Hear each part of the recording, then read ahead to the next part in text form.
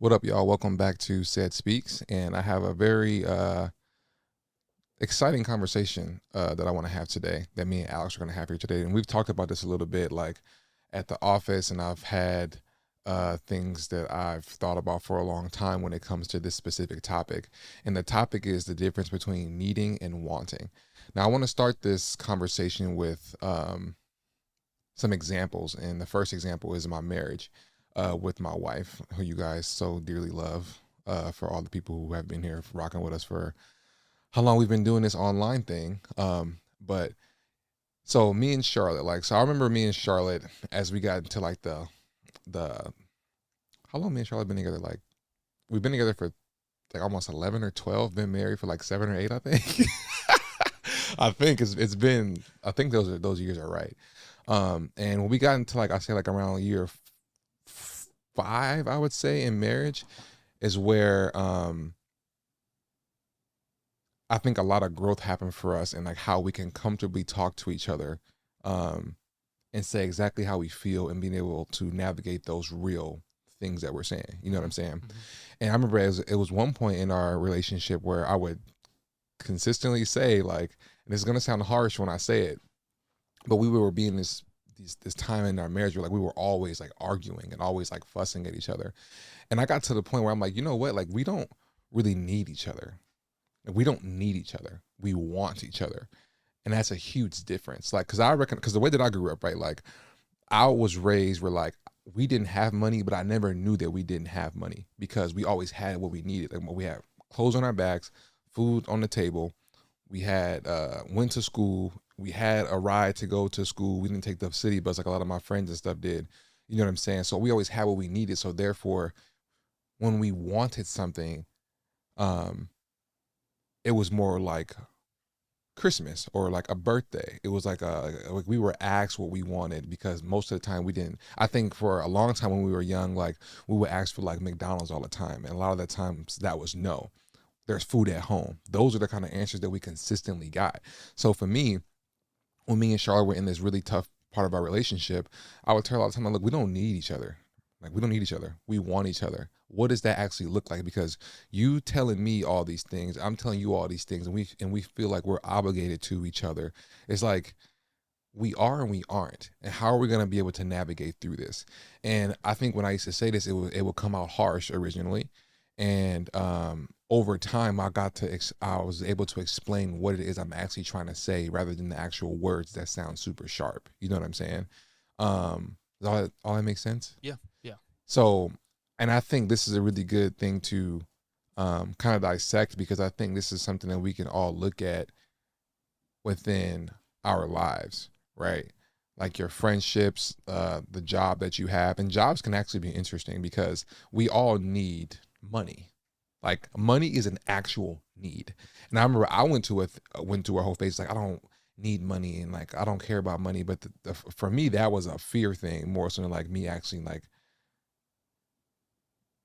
knowing that I do need money. I would reject that I needed money because I was Right. afraid of money because of all the trauma that I've been through with like not having money and like being a pro athlete and people saying like don't go broke and da da da da. So like what are you hearing when I'm saying So this? before you like move on to jobs and friendships and stuff, I just want to unpack the marriage one first. What like can you explain a little bit more what you mean by like not needing Charlotte? Hmm. Yeah. Okay. All right. So let me think of an example. Like, so if me and Charlotte got into like a heated um, argument, debate, or whatever, and I would realize like I don't need this. Like, I Right. don't need to do this. You know what I mean? I don't need to do this. And I think that when you're backed into a corner like that, it's like, oh my God, like, am I giving up? You know what I'm Mhm. saying? Mhm. And I would check myself like, no, I'm not giving up. Like I'm not giving up, but what's happening right now, I don't need it. Like we don't need to be fighting. Like us together, we don't need to do this, and we want to be with each other. So what does it look like for us to figure out how to stop doing the arguing and the bickering and like the um getting on each other's nerves? And since we want this, what does that look like? So now the needs are different. Okay, we probably need to go to therapy because we actually need a third party to help us. And I think that when you initially are with somebody, you feel like that person is a part of you, and you almost need them to dang near like feel like survive, or like, people say like, oh, you're my other half. It's like, yeah, to some degree, but like, you don't physically need the person to survive. Like, you need food, you know what I'm saying? You need water, you need shelter. And I think just being able to differentiate those things in the relationships makes you understand if you actually really want the relationship or not. Because I believe that some people probably stay in relationships because they honestly feel like there's, if I don't have this person, I'm not going to be able to survive. Yeah, like And like, to be dependent on them or something. exactly, Yeah, and yeah. I think for me, like, even like in middle school, like all those super young relationships, middle school, high school, that's where a lot of that feeling would come from. Like, you will be so scared in high school and middle school to break up with your girlfriend, or your girlfriend breaking up with you, because you feel like you need that person. Like, you see them every day, you go to class, you freaking write love notes and all this stuff. So, and at that super immature age, when you get that kind of love from somebody else outside of your home, that person feels like they're a part of you. Like, I remember Charlotte told me this one time. She and I think I wasn't really mature enough to understand when she was saying this, when she said this to me some time ago. But she told me, like, I think all like my boyfriends that I've had, like, I did love them. Like, I really did love them, but I loved them differently because I could only love so much at that time. You know what I'm saying? So I think within that immature love, when you first start to feel the feeling of love from another person, that person feels a part of you. So I do believe that Charlotte's exes are still a part of her because that love was different. My exes are probably still a part of me because that experience was different. But the love that I have for Charlotte is obviously way, way different. Like, if you want, like, think about this, bro. Like, there's literally, I'm not gonna say any names, but I literally know somebody who was like in a tough relationship, and they didn't want to be with their partner. Like, hey, I don't want to be with you, but I want you to get me pregnant because I want kids. It's like, she know exactly what she needs to have the kids, but she doesn't want to be with the person. Right. So it's like, she knows what she needs to get what she wants, but she probably doesn't want to be with him. Yeah. You know what I'm saying? So if you don't have a mature, um, if you're not mature enough, the difference between needs and wants can get really bad. That's a really good example of that. You know what I'm saying? So for me, in the way that I grew up, I was forced to understand the difference between needs and wants, and that's what growing up in a survival kind of environment does to you. But all that to say, like, that way of upbringing helps me understand how to know the difference between a need and a want. And I think this is good for everybody to have, because I think this can go into like I was saying, like the friendships and like the jobs that you choose, um, the content that you consume, the podcast that you listen to, whatever. You know what I'm saying? Yeah. I think, yeah, I mean, that makes sense. And I feel like I agree with you. I think the thing that makes me like tentative about talking about this in a way is just more of it feels like it takes the emotion and the love out of it, even though I know that's not what you're saying. But Mm. it's like, well, I don't need you. It just like it's almost for survival. And I know that's not exactly No, what but you're that saying, but that's what it feels No, but like. that's good though. And I think that when I would say that to Charlotte in the beginning, like I said, she took it that way. But as I matured, I understood what I was actually trying to say. But when I said it to her originally, it was 100% she felt the exact way that you're saying. Like, you're taking the emotion and the magic out of us, out of the marriage, by saying like, I don't need you. And to be honest with you, I probably said it in like a very mean way when I Right. was upset. You know what I mean? So Yeah. I've hurt my own self. But I think as I really expand on what I'm trying to, I guess, portray, is like, hey, I want to be with you. You know what I'm saying? But we don't need each other, but we want each other. So let's figure out how to make this happen because we want to do it. I really believe that that's the only way that relationships, any relationship, marriage, friendships, whatever, that's the only way that it really works. It's so funny, bro, because even like when I had friends, I had a group of friends who would come over and we would like read like scripture and stuff Mhm. together. I had a friend named Grayson and a friend named Duke, and then it was me. And then I wasn't never really good with like maintaining friends outside of football because my friends were always like the football team. Like, we were always in the locker room, grinding in a weight room, grinding on the field. And then after football, a lot of those guys I don't talk to anymore because we're not stuck with each other all day. So then you recognize, oh, I don't really have like friends. I have teammates.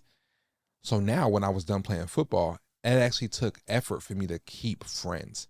So back to that group. So when I got into that group, um, they would like organize the stuff and whatever, and like we would see each other on Sundays, and after that we wouldn't talk. And then they would explain to me like, bro, like, you gotta like we feel like we're always like checking up on you and you never check up on us. I'm like, yeah, because I ain't got nothing to say. And they'd be like, no, bro, but like a friendship is effort. Like you got to put in effort. Mm. And I was like, damn. I was like, damn. But then what did it do? It made me recognize that I want the friendship, or if I really wanted to do this or not. Like I don't need to. I don't really need to meet with y'all. You know what I'm saying? I read by myself. You know what I Yeah. mean? But I do like the community, so I actually do Yeah. want the community. You see what Yeah. I'm saying? So now, next, you know, I'm going to I went to title boxing with Duke, and I will meet up with Gracie, and we'll go like shoot videos and stuff. So I'm actually working on the relationship because I want it. You see what I'm Yeah. saying?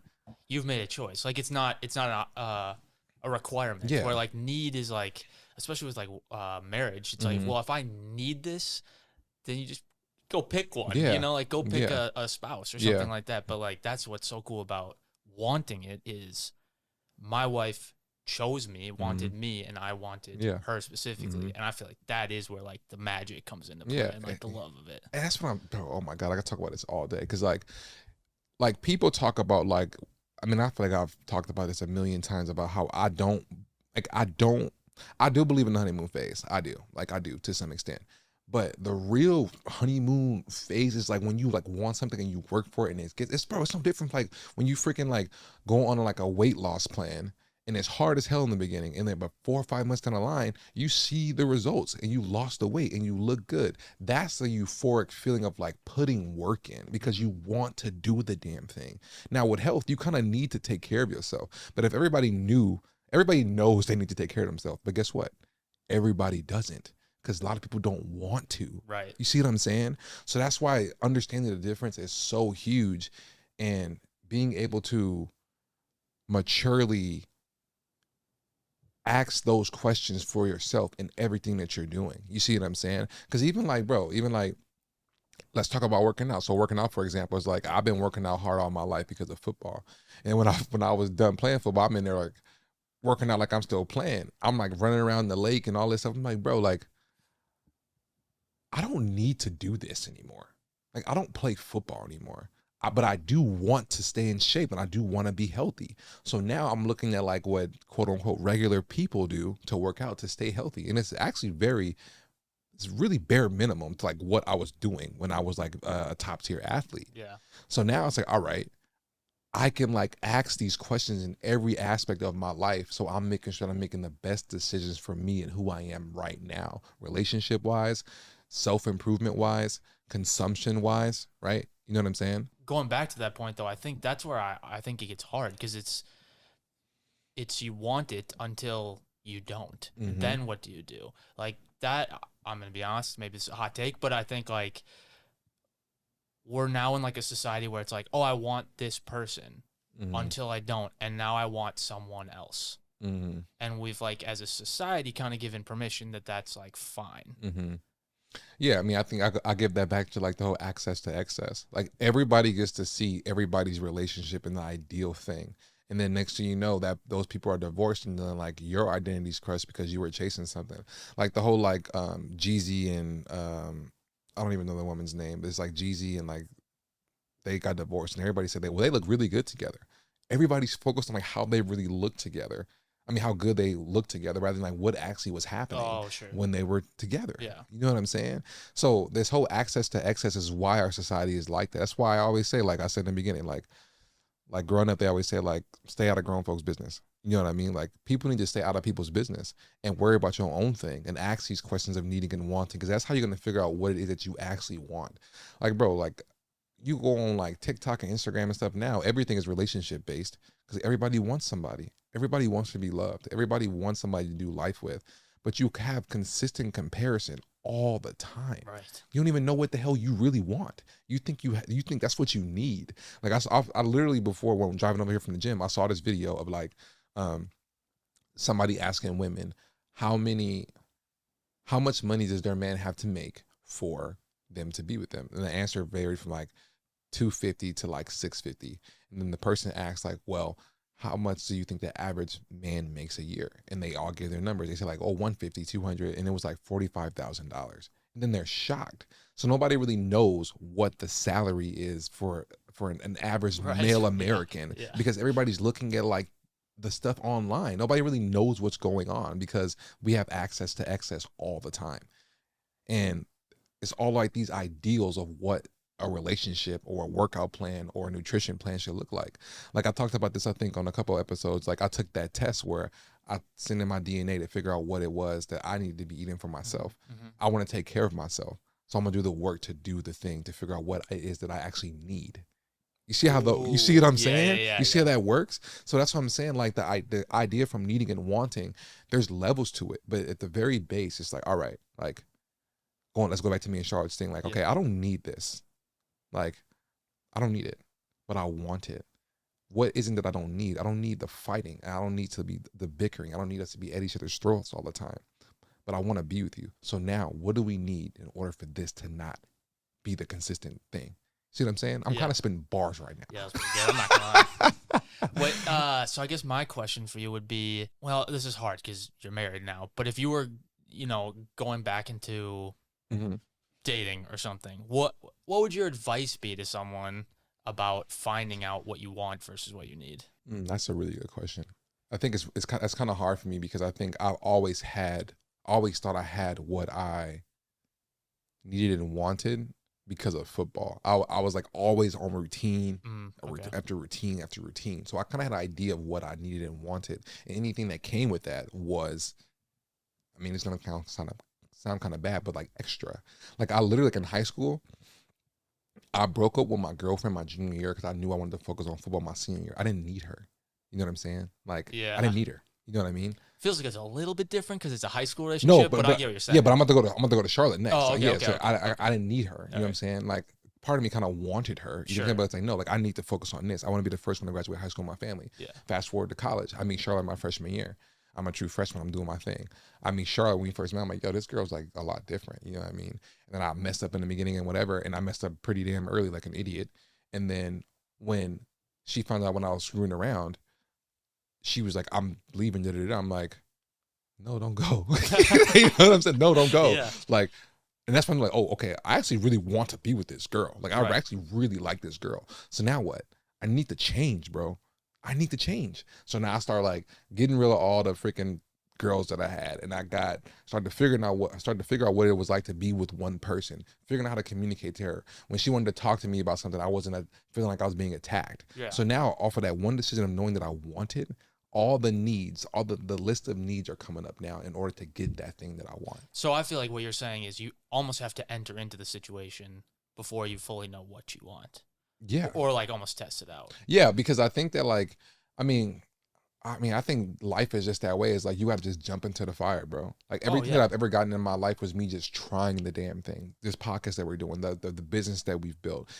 Like I did it when I got cut from the Patriots because I was freaking depressed. I'm like, when I was a kid, I used to like play with video cameras, so let me start a YouTube channel. Look at it now. It was just me jumping into the fire. And then I didn't even know if I really wanted to do it. I just needed to distract myself. Mm-hmm. And after a while, I'm like, oh, I kind of actually want to do this. I'm finding some joy in this. I started learning how to get good at cameras.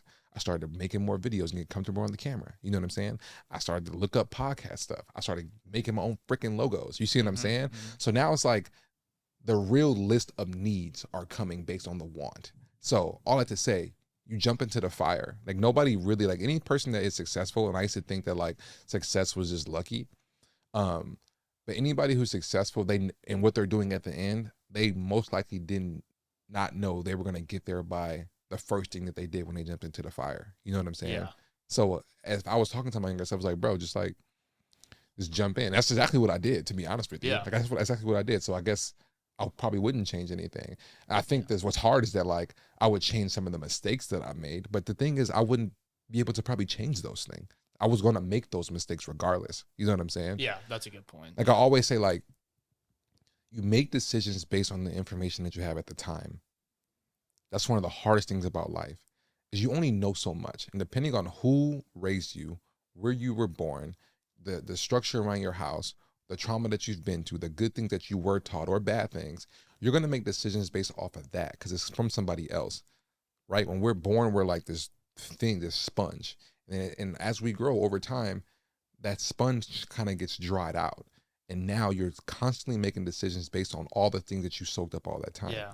At some point, you gotta like get your own water and soak up your own thing. You know what I'm saying? And then start making decisions. Yeah. Because if you don't, you're gonna just be living a life based on somebody else, and that's one of the hardest things to do, dog. Like, because I think about like my folks and like what they taught me and the things that they did that I don't agree with, and the things that they did that I do agree with. But no matter what, if I agree or disagree, I'm still making decisions on both of those things, and it's up to me to change the things that I don't like. And I feel like as a person who I would say I'm introverted still, is like that it all just sucks to hear, because it's like you got to get out of your comfort zone. You got to try new things. You have to test things out. You got to put yourself out there, because at the end of the day, that's how you'll find out what you want. And you have to do it, bro. Yeah. Like I'm so grateful for Bombay, dog. Like if you guys don't know my story, like just look up Bombay Beach. This is where I went to high school the last 3 years, because I never was an introvert as a kid, but as I got older, I became more introverted. Well, I don't think I'm really introverted. I just think I don't like talking around a bunch of people. Yeah. You know what I'm saying? But I'm not you're not as social. Yeah, that's a good. I'm not Yeah. that social, but I'm not an introvert. Like I'm actually like goofy and like loud and whatever. Yeah, You know what I'm exactly. saying? I'm just like, I'm not very social. That's actually really good. And I've always been like that. And I was always kind of the annoying kid, because I was just like, I'll be the one who like runs up the damn wall and do the backflip. You know what I'm saying? I'll be the one who like go and says something to the person. I'll say something to the teacher. I'll get up in front of class and like I didn't care. You know what I'm saying? Right. So I probably was annoying and annoyed a lot of people and probably burned a lot of relationships and stuff. But I'm gonna tell you one thing: I'm gonna go up there. I'm gonna do it. I don't give a damn. Like I can think of so many stories. Like we went to summer camp one time and people were afraid to like perform. I went up there. I'll do it. And I like sang in front of everybody. You know what I'm saying? Like I just didn't care. But me not caring is the reason why I'm able to do these things, just jump into the fire. Because I always know that at the end of it, it's gonna be all right. Yeah. You got to just do it. Yeah. Like I never have this fear of like, oh man, like, and you know this, but it's like sometimes it's bad because I have too many damn ideas and like I get mixed up. But like as far as starting, it's like I don't know what the hell. I mean, now, like you speak, and I'm Yeah. over here like my heart is pounding. Yeah. I'm not even the one giving the speech. Yeah. And it's like, and you know, after the first week, what was I doing? I'm like, oh damn, bro, I sucked. I could have did this better. Like, so now I'm just like, okay, what are the things that I need? You know what I'm saying? What do I need to do to get better? You know what I'm saying? Like I wanted to speak, I did it. I think I said, okay, all right, bet. Like, what do I need to do? Okay, I need to like slow down a little bit. I can't say like that much. You know what I'm saying? We got to get a better camera. Oh, we got to get a better thing. You know what I'm saying? So now it's like the thing that you want is going to take a list of needs, but now you have to differentiate them. And I think what I'm trying to say, when it comes to the needing and the wanting, is like, I think most of the time we are always at the place where we think that we need things and we're not asking if we actually really want it. And it's so different. And I think once you get through that phase of being able to exercise that thing, then the real needs will come because you know what you want first. You know what I'm saying? Yeah. And I would just add too, I think if you're so focused on what you think you need, you are living just a high pressured life, essentially, because you think you need a bunch of friends, or you think you need, and we're not even talking about like wealth or anything. That's a whole, we hear enough about that already. Yeah. I'm not trying to talk about that, but like some people aren't built to have 100 connections or friends or whatever. Me? Yeah, same. Like I would rather have very, very close friends and more closer to a few than a lot. Yeah. And that's fine. And once I recognized that, and then there wasn't that pressure on me, I felt like that was a weight lifted off my shoulders. Because then you feel like, okay, I don't need to go to the club. Yeah. I don't need to go to like the freaking frat parties. Right. Like that's not my vibe, bro. Yeah. If that's y'all thing, I don't care. Yeah, exactly. And that's what I think the biggest thing now. I don't care because I know what it is that what I want. I know what I want. You know what I'm saying? I don't need to do that, bro. Like, I have no desire to be around that stuff, bro. And it's so funny because I put this on my life, bro. I've never really felt that. Like I'm always like, I don't care. Like I don't want to do that. You know what I'm saying? Like I'm not gonna do it. And like that, and that's why I never drank and smoke or anything when I grew up. Like, I don't want to do that, bro. Like, I don't want to do that. Like, it's not gonna do anything for me for what I want to do. Right. You see what I'm saying? So, yeah. So, I think that's it. I really have to say about that. Like, I don't really have anything else to say. I think, and if you're gonna take something from this episode, I think it's, you have to figure out. Like, I would look kind of like in the mirror, and not the literal mirror. Like, look at yourself. Okay, like, what is in my life or what's around me, and do I need that thing? And I think you'll automatically know what it is that you'll be asking these questions to, that question to in your life, in the pillars of your life or whatever. I think you start with that and then say, well, if you need it or if you don't need it, do you want it? And that's where the work starts. because then actions will start to take place in your mind, things that you actually need to do based on the want. Yeah, I think that's really it. And then, again, like, it's a journey. You know what I mean? It's not like this. Like, I can't give you like no black and white answer. It's literally a journey, and you got to just, like we said, like, jump into the fire and kind of see where it goes. And that's the hardest thing to do, is jumping into the fire. I didn't think it was, 'cause that's who I am. But as I continue to grow as a person and just have, more friends and talk to more people, it's a struggle for people. And I'm encouraging you to just jump into the fire. That's what I've done all my life. And it's always worked out. And it's been hard every single time. Every single time it's been hard. Anytime you start something new, it's going to be hard. That's a given. Write that as rule number one. But jump into the fire, and you'll get what you want. So, yeah, that's all I have for this episode today, and I will see you guys on the next one.